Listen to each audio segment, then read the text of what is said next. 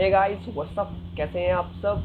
आज इस वीडियो के अंदर मैं आपसे डिस्कस करने आया हूँ सीए जर्नी का second hurdle which is going to be intermediate course.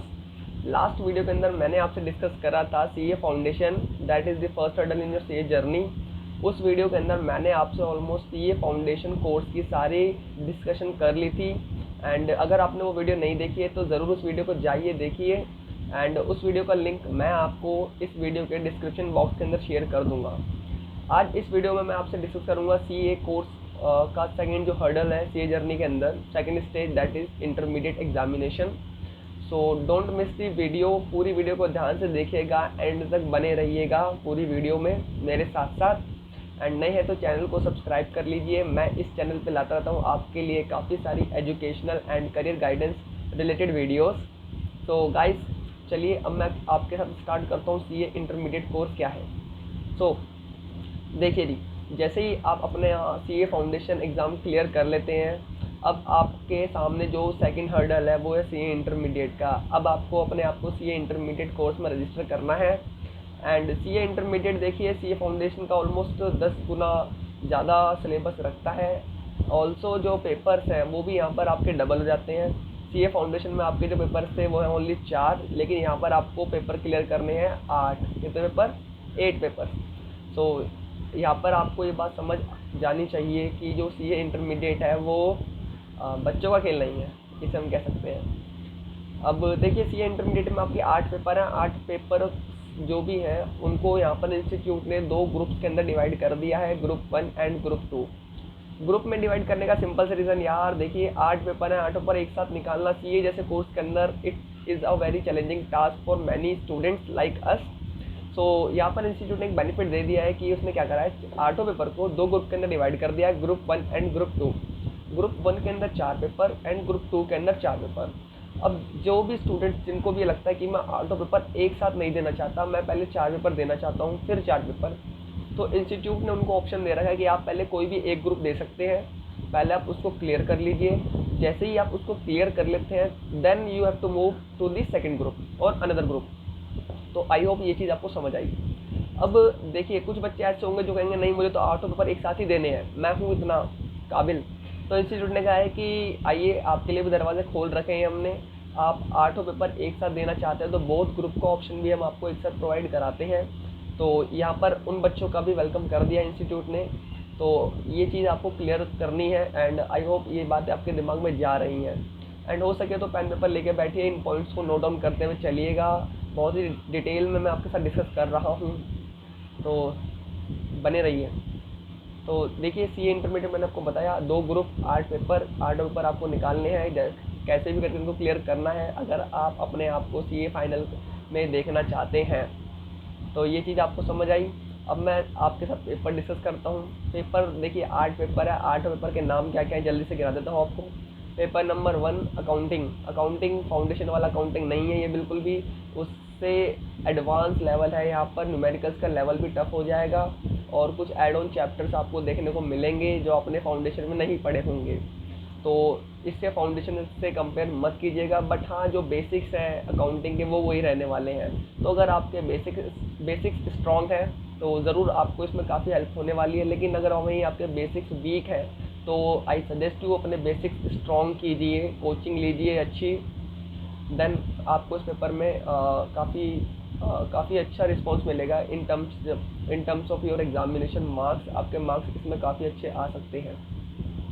अब मैं आपसे बात करता हूँ paper number 2 that is corporate and other laws. नाम से आपको समझ आ जाना चाहिए कि इसके अंदर आपको कॉर्पोरेट लॉ पढ़ना है। कॉर्पोरेट लॉ क्या होता है? कंपनी लॉ, कंपनीज एक्ट 2013 यहाँ पर आपको पढ़ने को मिलेगा विद 60% वेटेज।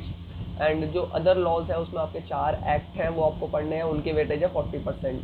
तो आई होप ये चीज़ आपको क्लियर है। देन मैं मूव करता हूँ paper number 3। Paper number 3 is a cost and management accounting, purely numerical paper. Almost 90% ratio जो होता है एग्जाम में वो आता है न्यूमेरिकल्स का, 10% कहीं ना कहीं वो थ्योरी डाल देते हैं कुछ ऐसे बच्चों के लिए जो न्यूमेरिकल से बोर हो चुके हैं। तो ये चीज़ आई थिंक आपको समझ आ गई है। देखिए पेपर 3 डिस्कस कर लिए मैंने आपके साथ। वीडियो अगर आपको ये पेपर इंटरेस्टिंग लग रहे हैं तो वीडियो को लाइक कर दीजिए फटाफट। अब मैं आपके साथ डिस्कस करने जा रहा हूँ paper number 4, that is the पहाड़ पेपर इन द ग्रुप 1 और I can say in group 2 also, that is taxation, very complicated and very lengthy paper in terms of paper and in terms of also syllabus also. So taxation एक अपने आप में बड़ा ही लेंदी syllabus है।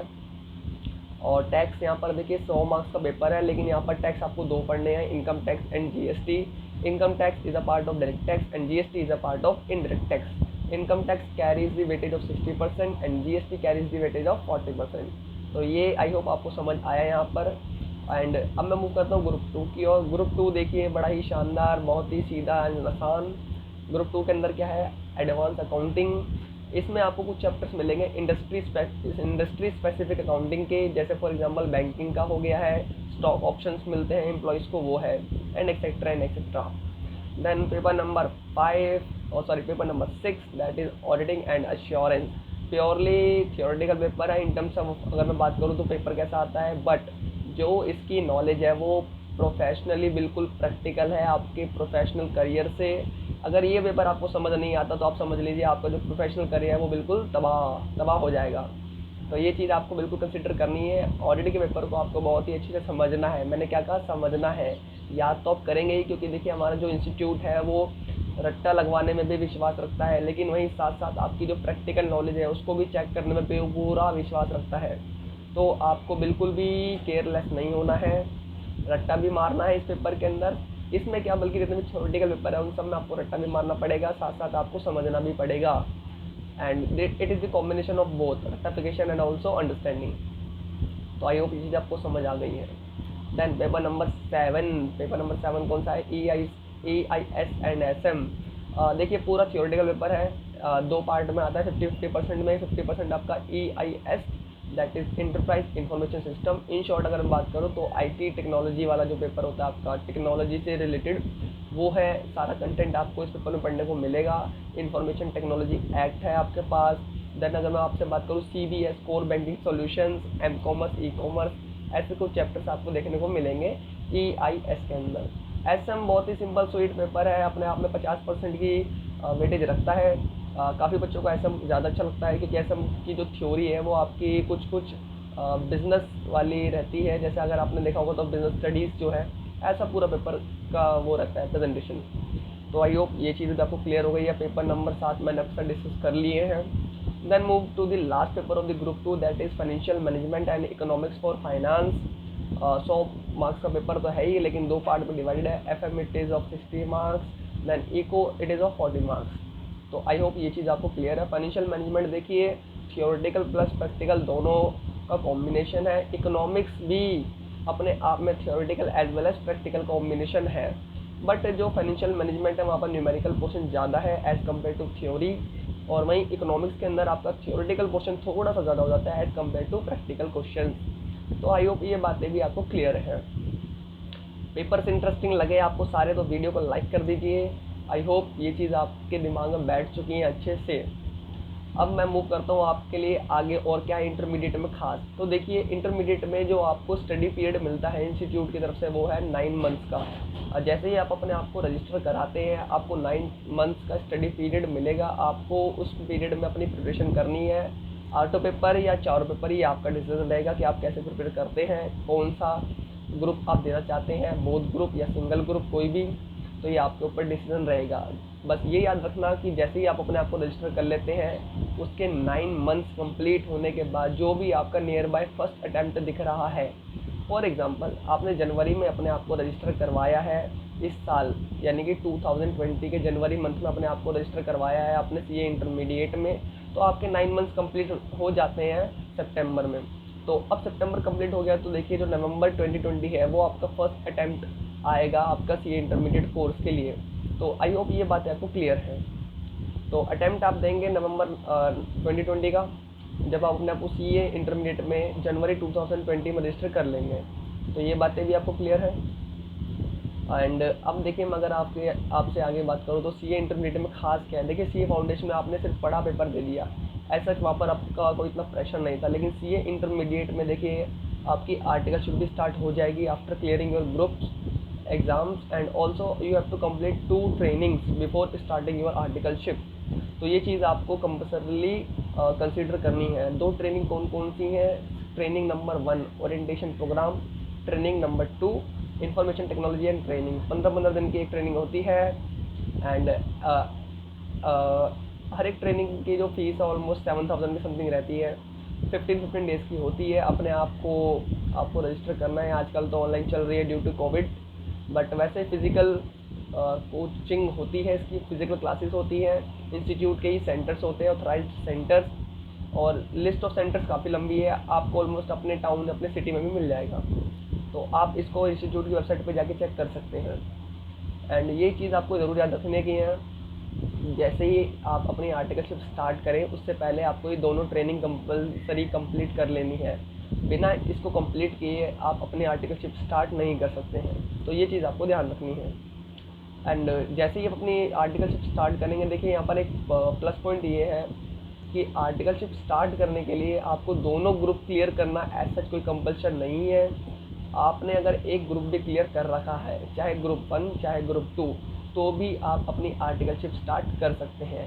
तो mark my words, आपको articleship start करने के लिए दोनों ग्रुप क्लियर करे होने नहीं होने चाहिए, ऐसी कोई भी कंपल्शन नहीं है। आपने अगर अपना ग्रुप 1 भी क्लियर कर रखा है तो भी आप अपनी आर्टिकलशिप स्टार्ट कर सकते हैं। तो आई होप ये बात आपको बिल्कुल क्लियर है। देन देखिए, अगर मैं आपसे बात करूँ फीस जो है इंटरमीडिएट की, वो है 18,000 समथिंग। बोथ ग्रुप्स के रजिस्ट्रेशन की फ़ीस है ये, प्लस जो आप अपनी एग्जामिनेशन फ़ीस देंगे जब आप अपना अटैम्प्ट देंगे एग्ज़ाम का, तो उसकी फ़ीस अलग है, ऑलमोस्ट 2,500 रुपये है उसकी बोथ ग्रुप के एग्ज़ाम की फ़ीस। अगर आप बोथ ग्रुप देते हैं, सिंगल ग्रुप देते हैं, तो ऑलमोस्ट 1,500 रुपये फ़ीस लग जाती है आपकी किसी भी एक ग्रुप के लिए। तो ये बात भी आपका आई थिंक यहाँ पर क्लियर है, ये पॉइंट भी आपको। देन देखिए, आर्टिकलशिप जो है उसकी एक रजिस्ट्रेशन फ़ीस होती है, वो आपका जब आप सीए इंटरमीडिएट कोर्स में अपने आपको रजिस्टर करते हैं उसी टाइम आपको पे करनी होती है। 2,000 रुपये कुछ फ़ीस होती है ऑलमोस्ट, तो वो भी आप साथ साथ पे कर देते हैं। एंड जो ट्रेनिंग थी उसकी फ़ीस आपको अलग से पे करनी होती है, 7,000 के समथिंग हर एक ट्रेनिंग की होती है जब आप रजिस्टर करते हैं अपने आपको उस ट्रेनिंग में। एंड ये चीज़ सारी बातें थी इंटरमीडिएट कोर्स की। देन अब मैं आपको कुछ सजेशन देता हूँ। देखिए, इंटरमीडिएट कोर्स के अंदर आप कोचिंग ले या ना ले, तो आई सजेस्ट यू, देखिए कोचिंग लेना वैसे तो आपकी सेल्फ प्रिपरेशन पे भी डिपेंड करेगा कि आप खुद कितने सेल्फ अवेयर हैं। देन वहीं अगर आप देखें अपने बेसिक्स अगर आपके वीक हैं कुछ सब्जेक्ट्स के जो अपने फाउंडेशन में देखा, तो मैं ज़रूर आपको सजेस्ट करूँगा कि जाइए कोचिंग ज़रूर लीजिए एंड जल्दी से जल्दी इंटरमीडिएट को क्लियर कर लीजिए, क्योंकि जितनी जल्दी आप अपने इंटरमीडिएट एग्ज़ाम क्लियर करेंगे वैसे ही आप अपनी सीए फाइनल की जर्नी में एंटर हो जाएंगे एंड अपनी आर्टिकलशिप भी स्टार्ट कर लेंगे। तो ये एक बहुत बड़ा पॉइंट आपके लिए हो जाएगा। एंड कोचिंग ऑटो पेपर की लेनी है नहीं लेनी है, देखिए मेरा इस पर ये मानना है कि कुछ पेपर ऐसे हैं सीए इंटरमीडिएट के अंदर कि आप सेल्फ भी प्रिपेयर कर सकते हैं। ऑटो पेपर की क्लासेस लेने की आपको एज सच कोई भी रिक्वायरमेंट नहीं है। मैं ये बात अपने पर्सनल एक्सपीरियंस से बता रहा हूँ, तो आई होप ये बात आप कंसिडर करेंगे। कुछ सब्जेक्ट्स फॉर एग्जांपल टैक्सेशन है, मैं स्ट्रांगली रिकमेंड करूँगा कि उसकी क्लास आप ज़रूर लें। सेल्फ प्रिपेयर करना it's a very very very challenging task. I don't think कि majority of students can prepare tax self, it's my personal opinion, तो I hope you can understand it. तो टैक्स की classes ज़रूर लीजिए, और कोई ऐसा सब्जेक्ट जो आपको डिफ़िकल्ट लगता है तो ज़रूर उसके लिए भी क्लासेस लीजिए। बट देखिए, सीए इंटरमीडिएट और इवन सीए के किसी भी लेवल में मैं आपको एक बात पहले से क्लियर कर दूँ कि आप क्लासेस कहीं से भी लीजिए, कितने भी बड़े से बड़े टीचर से लीजिए, जब तक आप सेल्फ प्रैक्टिस नहीं करेंगे, सेल्फ स्टडी नहीं करेंगे, दुनिया की कोई क्लास आपको पास नहीं करवाएगी। तो ये बात आप अपने माइंड में पहले से बिठा लीजिए। आप किसी से भी क्लास लीजिए, बट साथ साथ अपनी सेल्फ स्टडी भी कंटिन्यू रखिएगा सीए इंटरमीडिएट को क्लियर करने के लिए, और इवन सीए फाइनल में भी ये स्ट्रेटेजी आपके लिए हेल्प करेगी। तो आई होप ये बात आपको क्लियर है।